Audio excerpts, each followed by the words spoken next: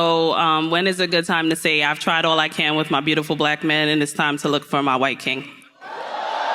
Well, I want to ask that question at that panel because you got too many black men up there and they all think that the state of the black man is still top tier like it was 8, 9, 10 decades ago. Decades. Make sure you know that decades is 10 years.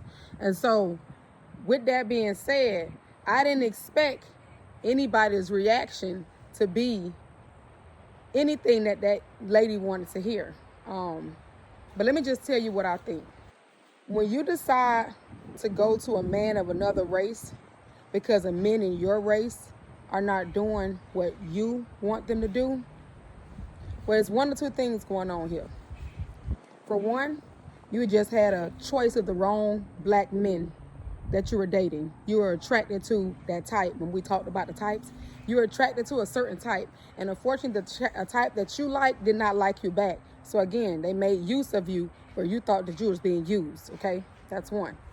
The other part of this is you just don't even know, have never considered opening up your world to the horizons that another race can treat you better than the men from your own race. And I get it, because a lot of us are stuck with, we want to give black men chance after chance. But these are the same black men that are coming from broken homes that never had the example of what we want them to be.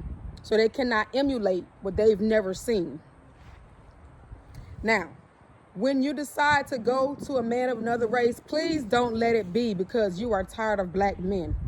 No, you have had to already have opened your horizons to include the men of the other race, because when you take that tired mentality to a man of another race, he's going to do the same thing that the men in the race did for you. Nothing's going to change because you're going to still attract the same type of man. You're going to still be looking for a good looking, tall, dark haired white man or Spanish man or whatever race you choose. But it's going to be the epitome of what you just left behind in a black man. So if you're not willing to work with them, why would you go out there and get somebody else that you got to work with or who may treat you less than? Because 9 times out of 10, the white men that you, black women, usually attract are the ones who always dealt with other black women. So they know what it is. They have ran the gamut. They understand what it is to be with a black woman. You want to get with a man from another race who's never been with the black woman. So you can learn from him. He can learn from you. You don't want somebody who has a track record of black women already, because there you go again for your type. It doesn't matter, because I would never ask somebody, when should I leave black men alone to go mess with any man of another race? Because at the end of the day, I'm gonna already have opened up my dating spectrum, and I'm going to include all the men of all races, because I don't know who is going to treat me like the queen that I deserve to be, or who's going to put me on a pedestal that I deserve to be on. But unfortunately, you're not there yet. So it's not a time for you to be like, should you go over here right now? You about to take the same old habits that have died hard and are still dying to a man of another race and get the same results. You're still not going to be married. You're still going to be undervalued. You're still not going to be worthy in his eyes. All of this stuff is within.